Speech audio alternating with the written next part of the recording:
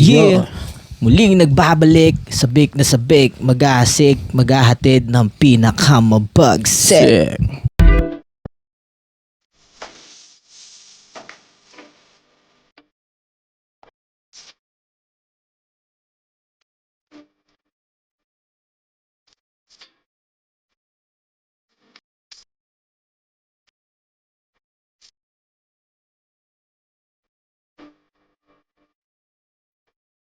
Set. Woo!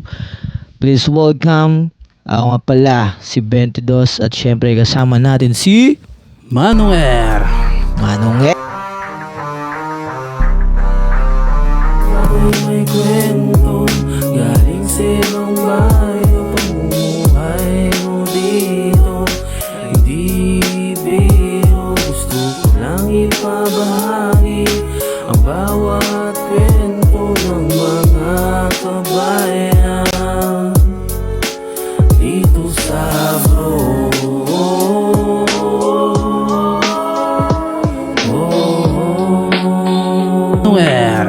Manong E. What up? What up guys? What up?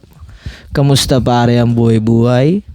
Okay lang, tambay ngayon kasi tag-init. Tag-init. Oo nga pala. Oo, mainit dito ngayon sa UAE. Dito kami Sobra. ngayon sa UAE at dito tayo. Anong lugar to?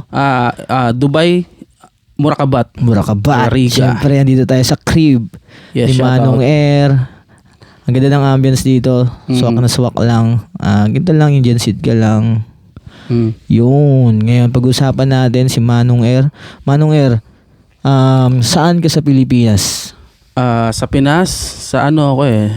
Actually, pinanganak talaga ako sa Bicol at lumaki ako sa Bulacan. Yeah. Shoutout sa mga taga Mga taga Bicol. Bulacan dyan, shout out. What up? Hey! Ayan, meron tayong May guest tayo. special guest. Special guest. Halika dito ka. Halika ikaw dito.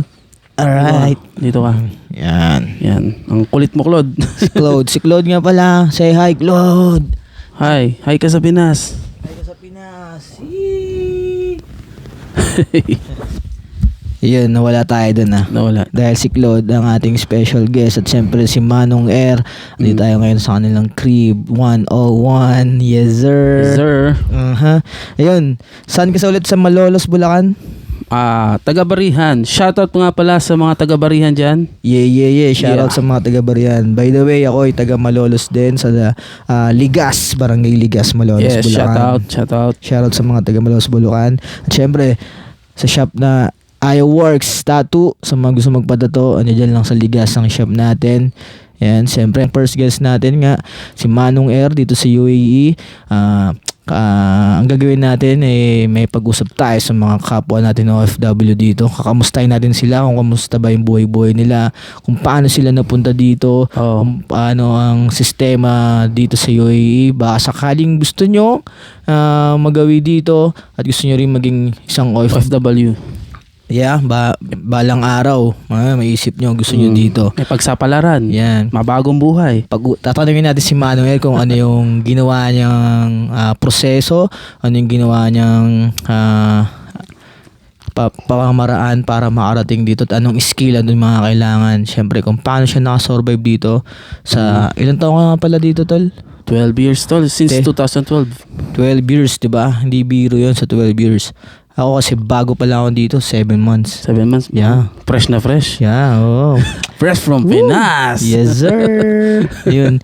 And nagkakilala kami nito ni Manong Air dahil kay Justine. Shoutout to Justine. Shout out Justin. Yeah, Justine. Yeah. Pop up, comment. Yan. Yeah. Yan nga. Ayun, tol. Mula Pilipinas, ano ang nag-udyok sa'yo para mapunta ka dito sa UAE? Ilan taong ka nun time na yan? 21, 22. Batang-bata. Ano kasi kami, bulakbol kami ng utol ko eh. Lagi kaming nasa inuman, nasa dotahan, alam mo yun? Usong-usong kasarapan. dotahan. Oo. Kaya sabi, huwag na kayo mag-aral, mag-abroad na lang kayo para may pakinaba kayo. Pero ang ganda ng naging dahilan ng pagiging gala nyo Oh. Sa paggagala nyo, napunta kayo dito, layo ng ginalaan nyo, no? Kaya nga sabi, wag na kayo mga batugan kayo, tanghali na kayo gumising. Minsan, di ba, ang saya ng ganun. Oo naman. Angas ng ganun. Yung alam mo yung kung sino pa yung mga batugan, kung sino pa akala nila black sheep na wala mati sa buhay. Wala. Hindi nyo alam na sila pa pala yung mas... Tutulong. Oo, di ba? Sa pamilya. Oo.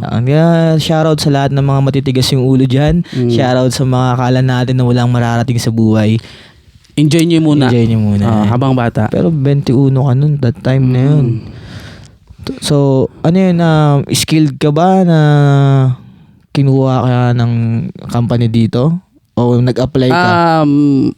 Before kasi, may work na naman talaga before ako mag-abroad. Di naman ako napagtapos, tas nag-take lang ako ng TESDA, ganon. TESDA? Dalawang course yun. Then, nag-apply na ako sa hotel and una yata sa Linden Suites sa Mega Mall, likod ng Mega Mall yun. Sa Mega Mall. As a chef, ako doon, pastry chef. Yun talaga ang work ko sa Pastry. Pinas. Then, after nun, French baker, Sbarro. Siguro Sbarro yung pinakalas na ko doon na trabaho. Ay, nakagad? Nagtrabaho ka doon sa Pinas ng ganun? Bago ako mag-abroad. Pero kasi sa Pinas naman, 6 months kaya di ba, napakabilis, di ba? Makapag-ano ka agad. Tapos, nakita mo yung opportunity na makapag-apply ka para makapunta dito. Saan paano mo nalaman yun? Actually, sa magulang ko Kumbaga, ang parents tita ko, pinush nila kami na talagang sila gagastos. Andito na sila talaga nun. Nasa Abu Dhabi. Sila yung gagastos. Tapos yun, na lang talagang i-work na lang namin. Ang swerte mo naman, may ganun kang di ba? May pamilya ka na andun tumulong sa ganun. Shoutout sa mga magulang. Yan. Ayun. Tapos, mga ilan, gaano katagal yung proseso mo para mapunta kayo dito? Tagal na kasi. Siguro, mga 6, parang 1 year yung parang proseso. Kasi, matagal yun di ba? Kasi interview ka pa, medical ka pa, tapos maghihintay ka pa kung talagang fit to work ka sa abroad, di ba? Kasi usually naman sa Pilipinas talagang matagal kasi bago ka kumuha ng daming sistema. Bago ka kumuha ng ID, kailangan mo pa ng ID. Ganun, di ba? Di ba? Makuha ka ng sedula, kailangan mo pa ng ID. Wala kang ID, di ba? Wala ka. Ayun, sa isang taon na yun, ayun na kaagad na nakuha ka. First time mo mag-apply nun sa abroad first time namin. First time sabay nakuha ka kaagad. Sabay kayo ng utol mo? Sabay kami ng utol mo. Kasi halos kasi kami, magkaedad lang kami. So, sabay kami nag-aral, sabay kami nag-high school. Alam mo yun? Pinagsabay kami, magkaklase pa kami. Stig, may ganun no? Parang tropa ka lang kami ng utol ko Sa Bulacan na kayo nag-aaral ng mga time na yan? Sa Bulacan. Okay. Sa Bulacan din kami yung naging maloko. Alam mo naman kabataan, di ba? Pero sa 12 years mo, naalala mo pa yung mga sining mga kaibigan mo doon? Kung sino yung mga kakulitan mo nun? Oo naman, mga solid kong kaibigan. Yun, shoutout sa mga kaibigan ni Manong Air. Mga chicks mo doon, marami kang chicks doon? Wala matino ako sa yun. Yan, ganun dapat. Matanong ko lang, ano ka ba? Binata ka ba? Ngayon, binata naman ako ngayon. Binata, nice. Wala pang anak. Shoutout nga pala. Paano masabi? Sa mapapangasawa ngayon. Yun yung dapat shoutout sa pumuso at ang nagpapatibok sa puso ni Manong Air. Paano ka naging Manong Air? Actually, diba kasi Manong Manong Air. Ano kasi yung Manong daw? Moron kuya. Ang Manong ex kuya Hindi, yung kadalasan Manong is parang yung Ilonggo. Kuya yun. Ang ibig sabihin ng Manong. Ako taga Ilonggo ako sa Bacolod. Ang kwento kasi nung Manong Air, kasi 'di ba nauso dati yung Mangkanor. Mangkanor. So, alam mo yung Mangkanor mahilig sa bata. Yun yung yun talaga nun. Naging basyan nun. Bakit Mangkanor mahilig ka sa bata anong time na yun? Before. Minado naman. Mas mahilig, yung mahilig ka sa Tapos tagal na nun sa Mangkanor, sobrang wild ng Mangkanor dati. Patay na yun, 'di ba? Hindi ko alam Di ba? Hindi ako nanonood kasi ng mga ganun Then after nun, siya yung pangalan na is code name ko na talaga sa games, mostly Dota. Dota. Kasi pagpunta ko dito, yun talaga ang code name ko sa Dota. Kahit saan ano yun lagi. Mula sa Pilipinas, dinala mo na yun dito yung Mang Air na yun. Oo, parang ganun. Pero yung real name mo is Eric, di ba? Tama? Dalawa name ko, John Eric eh. John Eric. Tapos iba pa yung spelling. Nako, pinahirapan ako ng magulang. Aray ko. Tapos, yung bit-bit mo yung Mang Air na yun, sa Pilipinas hanggang dito, kilala ka pa rin na as sa mga tropa ko dito. Mga tropa Manong ko Air. dito. Manong. Nice. Kahit walang masyadong mustache, Manong. Mustache, Manong. Kasi ang Manong talaga is kuya. Kuya, Ayan, kuya.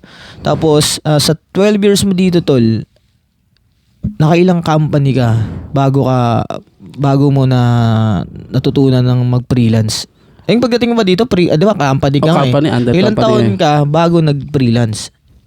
Ilan taon bago? Siguro 6 years bago ako mag-freelance. 6 years? Oo, kasi moron sa industry ng pagkain eh.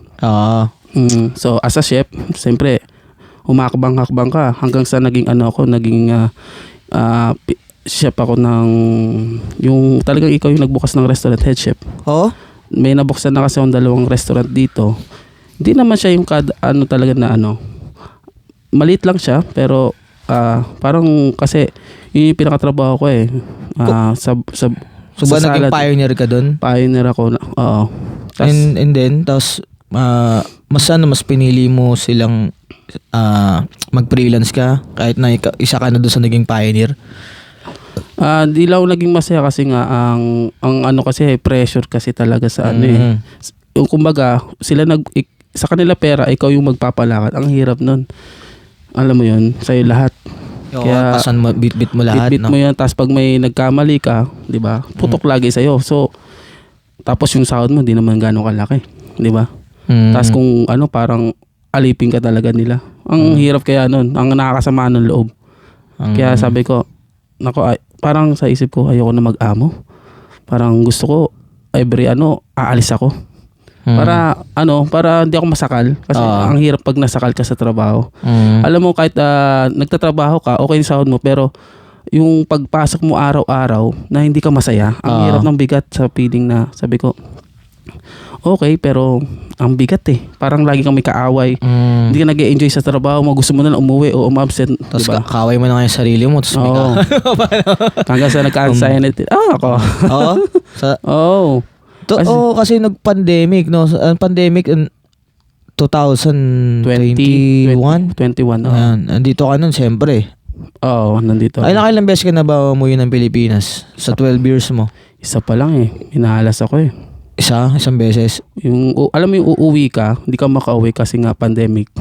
Then yung uuwi ka rin naman kasi nga hindi ka makauwi kasi hindi ka na-verify ng kasi freelance ka. Ganon? Nagkakaproblema sa, alam mo yun, sa embahada natin dito. Pag hindi legit yung mo na company, parang kasi bumili ka, di ba? Hindi ka nila papauwiin, parang ganun. May mga time na ganun. May mga ganun scenario. So, ang dami pala talagang sa 12 years mo, ups and down. Naramdaman mo yun, no? So, tapos ng pandemic days, wala kang trabaho. So, paano ka na nakasurvive nun, yung time na yun? Siguro sa mga kaibigan ko rin na nandyan, pati pamilya ko.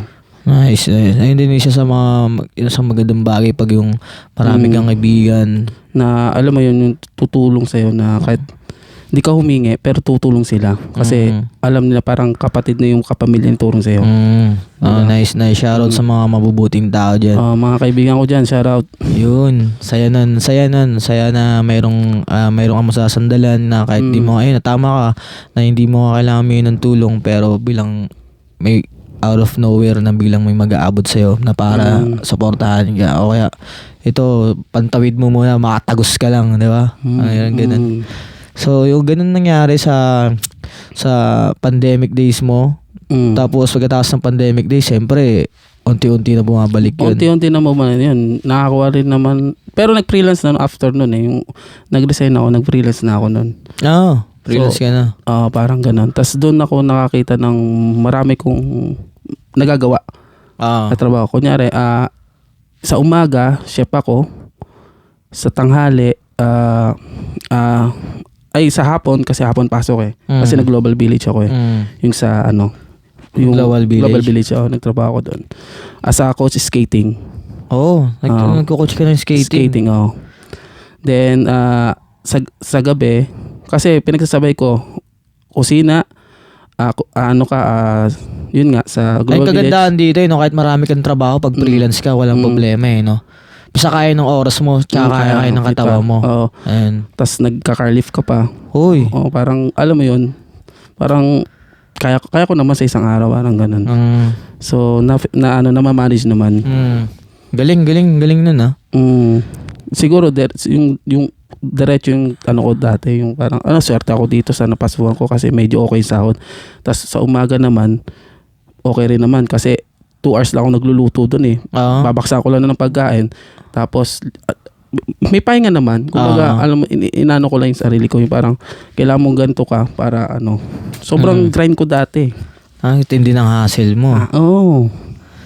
Yun, sa 12 years mo na yun, sobrang dami nga ng mga experience na yun. Ayun, isa rin sa dahilan kung bakit gusto ko gawin yung gintong show na to. Yung may kausapin ko yung mga OFW, mga Pilipino natin na mga kapwa natin OFW, ito mga bayani yan eh. Bayani, diba? Sila yung lumalaban eh. Lumalayo sa pamilya, titiis yung lahat para sa mga anak nila, sa mga pamilya nila, mga pangarap na gusto nilang tuparin, di ba? Oo naman, kailangan. Kasi tumatanda tayo eh. Ikaw ngayon, swerte mo dahil bata ka nang dumating dito. Siyempre, sa 9 years na yun, malamang. Siyempre, may napundar ka na, may naipo ka na. Meron naman. Yun, di ba? Pinaghandaan mo yung magiging future mo sakaling magkaasawa ka na, magpamilya ka. Meron ka ng savings. May savings na ako na alam mo yung pamilya mo di mo sila gugutumin. Kasi yun. Bata pa lang natuto ka na. Tapos nakikita mo na yung mga bagay na buti na lang di ko to ginawa nung kasi kung alam mo yung mga ganon na di ka mag-grow. Parang ganun. Hindi naman sa lahat pero yung nakikita ko na kasi kung may kapatid kasi ko parang nag-asawa na maaga. Ngayon, parang nahihirapan siya sa buhay. Bunso yun namin. Ngayon, di siya makagalaw kasi nga yun nga may anak ka, gano'n. Tapos di ma-provide yung mga gusto nung bata. Kaya parang naisip ko, parang mag-asawa pa ba ako muna? Parang ayoko muna mag-asawa. Parang yun lang naiihida ko, parang wag muna. Kanya-kanya kanya-kanya naman kung anong gusto mong mangyari sa buhay mo eh. Minsan kasi hindi natin masasabi yung tadhana eh. Tadhana. Diba ang buhay kasi talaga para lang siyang panahon eh. Baliw sa usawin, kumbaga uulan, iinit. Diba? Di mo masasabi kung kailan ka talaga. Kailangan tatamaan. Tatamaan eh, diba? Pag sabing sa'yo, pag tumama na sa'yo na yun, hindi mo mapipigilan yun eh. Pero kung ikaw nga, siyempre, pwede mo siyang iwasan. Naman. Diba? Disiplina lang talaga. Yun nga, disiplina. Balita ko, hilig ka rin daw sa music. Yung last year kami gumawa ng kanta. Nice. Nakilala ko lang rin siya sa production. Yung acting. Yung which is yung POTG. So, ibig sabihin bukod sa music, yung umaarte ka rin sa camera? Sakto lang. Gusto ko lang mag-try. Alam mo yun. Sa Pilipinas ginagawa mo rin yan? Hindi eh. Dito na? Pero naano ko sa entertainment talaga. Ito, sumasayaw rin ako sa Pilis. Dancer ba? Nagko-choreo rin ako. Doon sa high school? Sa Malolos? Nung high school ako, mga 4th year ako, nagko-choreo ako ng 2nd year. Anong dance group mo doon sa Pilipinas? Hindi, school lang. Meron, pero nalimutan ko na eh. May yung barangay. Limot ko na kasi ang tagal na eh. May marami akong naging kagrupo doon eh. Yung alam mo pag piyesta, sasayaw-sayaw ka. Piyesta. Ako kasi naging dancer din ako nung kabataan ko eh. Bago ako mapunta sa rap scene, dancer. Usually yung mga bata dati, yung mga hilig no? Kasi sayaw. Uso pa ng dati, creep walk, Harlem, yan. Tapos yun, na-jump. Pero nung bago rin ako sumayaw nung time na yun, nag-rap na ako kumakontest. So matagal na ka na nag-rap. Tapos yun, parang shoutout kay Nico Poms diyan sa Malolos, Bulacan. Pom piercing, shoutout Pom piercing. Siyempre sa Aya Works Tattoo Shop. And sa mga gusto magpatato, alam yun na, PM nyo lang si Aya Works diyan sa Malolos, Bulacan sa Ligas. Yeah. Ano yung naging error mo nun na gusto mo hindi tama? Daming error talaga eh. Hindi mo malalam kung tama ba talaga yung ginagawa ko. Okay lang yun. At least, the way na masaya ka sa ginagawa mo. Yun na lang. Gusto ko lang talaga maging masaya. Simple. Kasi wala ka naman isipin. Wala kang anak. Wala kang, di ba? Wala kang dapat paglaanan din ng ano mo. Yung kung may girlfriend ka ngayon, siya lang talaga yung ano mo. Pamilya mo. Yun lang eh. Di ba? Happy-go-lucky ka lang din siguro. Nang-hassle ka lang din sa sarili mo para matustusan mo yung kailangan mo. Tapos, syempre, savings mo. Yun nga eh. Ayun, ano yung natutunan mo sa buhay mo na pwede nating i-share sa mga manonood sa atin dyan? Basta, gawin mo lang yung gusto mo, hilig mo, paniniting pakukumbaba sa mga taong nakakasalamuha mo. Yun. Ikaw, tatanungin kita, sa 12 years mo, kamusta yung mga kababayan natin dito na mga nakakasama mo? Kamusta sila? Kasi dito, lahat ng tao dito makakasama natin eh. Bawa ako, lahat ng nationality, halos lalot na nakakatrabaho eh. Di ba? Pag sa mga sa event industry. Sa event. Diba? Sa event industry tayo. Iba-ibang lahi, kausap natin, kakatrabaho natin. Kahit di kayo minsan magkaintindihan eh, pero alam mo yung... Tike. Di ba? Tike na lang. Okay. Malum. Yeah. Okay, kalas. Di ba? Kalas. Di ba? Pero, ayun kagandahan sa mga Pilipino kasi, tayong mga Pilipino, pag sa atin sa Pinas tayo, matigas ulo natin. Ayaw naman. Ayaw natin yung nag-aantay. Diba? May inipin tayo. Tapos di tayo sumusunod sa mga batas-batas masyado. Yung mga napakasimple lang na bawal magkalat. O kaya mga pedestrian, hindi sinusunod. Dito, kailangan mo. Di pwede. No? Konting pagkakamali mo, nako. Fine, di ba? Kaya yun pag ito, pag matigas yung ulo mo sa Pilipinas, gusto mo magbago, punta ka dito sa Dubai. Kasi madidisiplina ka dito eh. Sobrang disiplina dito. Hindi ka huhulihin, pero may camera. May camera. Wala dito naninikit. Magugulat ka na lang, di ba? May violation ka. Sana nga ma-implemento sa Pinas eh. Yung mga ganito. Laki siguro pagbabago. Kung may ganito, yung, alam mo yun. Kaya naman siguro yun. Ang problema lang din kasi mga tao, ayaw rin makinig. Tapos bukod pa dun, siyempre natin, di natin masisisi. Bisa, kung sisimulan dapat muna yan sa sarili. Sa sarili. Sa sarili. Dito kasi, makikita mo yung mga tao dito. Ba't tayo? Hindi naman tayo sanay dito sa kalakaran nila. Pero sumusunod tayo. Ang kagandahan kasi sa Pilipino, neutral. Kahit saan mo dalhin yan, kahit saan bansa mo ilagay yan, yung mga Pilipino, kahit saang lupalop ng mundo mo ilagay yan, ang daling makibagay ng Pilipino sa environment ng paligid. Napaka diba? Ano tayo tawag dito? Approaching ba? Bukod sa approaching may tayo. May isa pang term eh. Bisa ang bilis natin, bawa, mga ilang araw lang natin sa lugar na yun. Na-adapt natin. Madali natin ma-pick up yung... pick up yung... kahit hindi na tayo magkaintindihan nga minsan eh. The way na pag nagmo-movement ka ng galaw gesture mo pa lang. Gesture mo pa lang. Alam mo na. Alam ko na. Gets mo na. Ayun yung talent ng mga Pilipino na kahit saan eh. Bukod sa mahilig sa Pilipino, ang Pilipino mahilig sa pagkanta. Mahilig umawit, di ba? Kaya yung mga dito, yung mga nakakausap ko minsan ng mga iba-ibang lahi. Why, tinatanong nila, bakit daw ang mga Pilipino? Kahit pag kumanta, ang gagaling kumanta. Hindi naman singer, pero kumakanta. Kasi bisyo ng mga Pilipino sa ano yun eh. Baga nasa dugo na yun eh. Di ba? Bisyo, pag-iinuman, bibidyoke. Why all Filipino singing? Singing, di ba? Too much disturbing. Singer, you artist, no? No. Only hobbies. Di ba?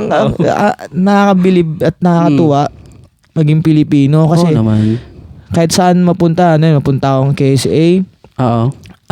That time na yung trabaho nyo, setup nyo? Setup. Michael Bublé, yun. Michael Bublé. Nag-backline ako kay Michael Bublé yun. Tapos, di ba, magugulat ka sa lugar na yun. VIP yung hotel eh. Ng hotel. So, magugulat ka, daing Pilipino. Di ba? Kalat. Kalat. May representative.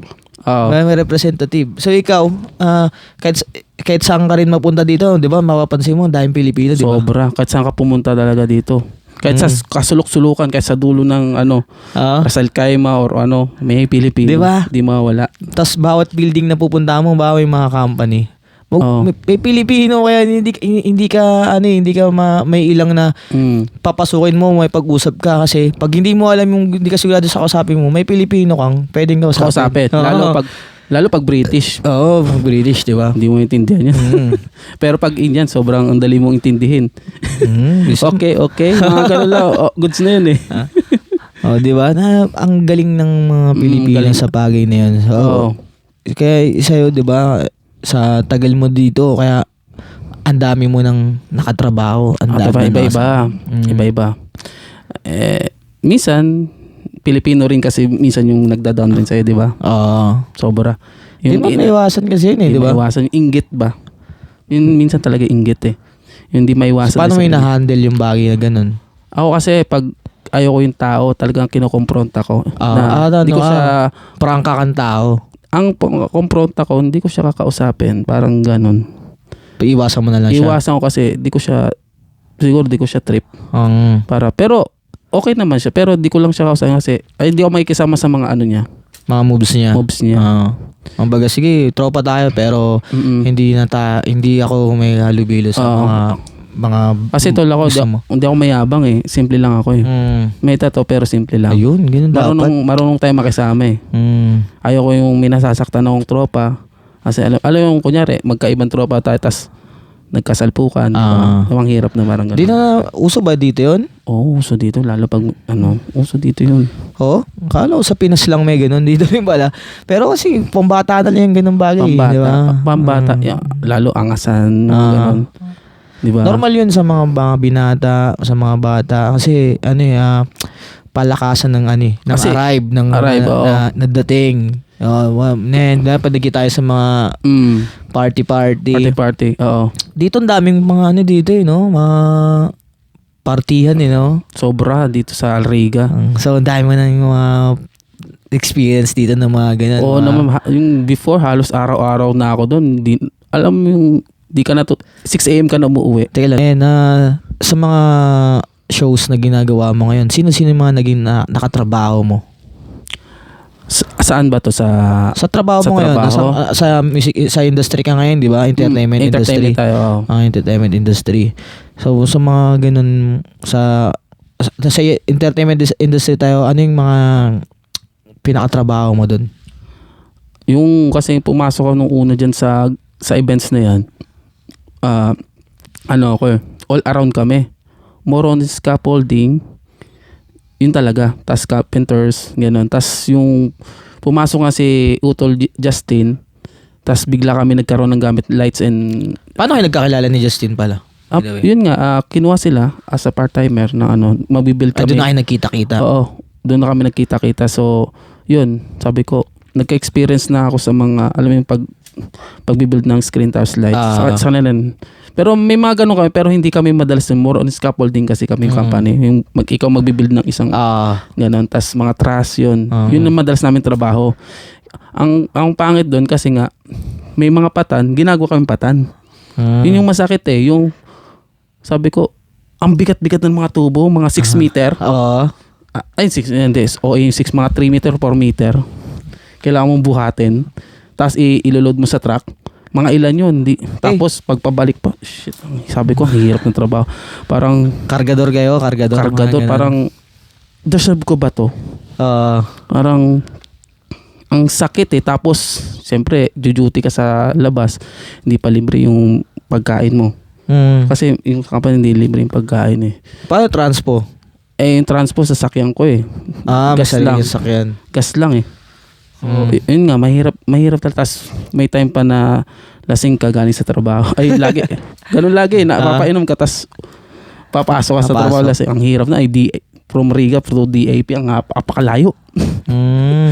Grabe yun. Yung ganung experience ako. Ay ko parang, magandang experience kasi na-experience ko kasi kung wala naman kasi yung wala rin naman akong ganito. Hindi ko kayo nakilala, parang gano'n. Kasi connect tayo, parang gano'n. Yun nga, it's a good thing na yun, na nakakapasok pa na sa company na yun. Tapos, yun, marami akong naging contact. Tapos, kinukuha rin ako kasi nga, okay naman yung binibigay ko. Performance mo. Oo. Ayun, naka-live tayo sa TikTok mo ngayon. Ano yung gusto mo i-promote na social media mo? Promote natin dito. Ito lang, Manong Air, yung ano ko. TikTok lang kasi yung FB ko ngayon, parang di ako masyado active eh. IG, hindi rin. hindi rin. Taga sa Siguro ngayon maging active kasi nga. Shoutout sa lahat dyan ng followers natin sa Benedos. Follow nyo to si Benedos. Manong Air sa TikTok, sa Facebook. Sa Facebook follow nyo ako. Enrico Malveda nga pala. Lalagay natin sa screen yan dito sa baba. Siyempre, lahat. Papakita rin natin yung mga shows na ginagawa niya, yung pagpe-perform niya. Yes. And nagpe-perform kami. And hopefully soon makagawa kami ng music magkasama. Yes. Gawa tayo. Ayan. Ito, tatapusin na namin ang kwentuhan dito. Siyempre, maraming salamat sa mga nanonood. Sana supportahan nyo yung supportahan nyo po. Gitong first na episode na ginawa namin na to ngayon. First time namin tong ginawa. Sana may natutunan kayo kung wala man. Nakulitan kayo. Sana pag nandito na kayo sa UAE, magkita-kita tayo. At siyempre, hopefully soon makakausap din natin yung mga ibang Pilipino dito. Oo naman. 'Di ba? Oo, mas maganda, mas marami, mas maganda. Oo, kasi ayun nga yung isa sa plano ko. Gusto ko may pagkamustahan sa mga OFWs na Pilipino na siyempre, alam mo na yun, kamustahan din sila. Ano nalagay nila? Ano nalagay nila? Ano nalagay nila? Minga pa ba kayo? Minga pa ba kayo? May gusto kayong i-share yung kwento dito, pag-usapan natin. Diba? Tapos gusto nyo kamustahin yung sarili nyo. Kamustahin yung sarili nyo. Kasi alam nyo naman, puro trabaho tayo dito. Wala tayong oras dito eh. Ngayon, diba? Isa sa mission ko yun. na may communicate sa mga OFWs. Ang ganda nga eh. Di ba? Oo. Kaya nga, thankful ako na ako yung una mong in-interview. Oo, tol. Maraming salamat sa'yo. Maraming salamat. Sana di ka magsawa. So, supportahan tayo. Oo, totoo yan. Kasi wala naman tayo ibang kakampi dito. Kundi bukod sa sarili natin, yung mga kapwa nating OFW, mayroong pagkakataon na minsan hindi maganda yung pagsasama. Pero, di ba? Tuloy ang buhay. Tuloy lang buhay.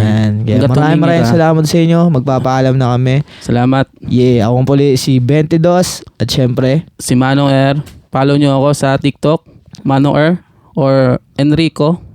Yun, makikita nyo po. Puro ang mga pinupost ko is good vibes lang. Yes. And then pag nagla-live ako, puro kalokohan naman. Alright. Maraming salamat. Yes, sir. Much love and respect. Woo! Thank you.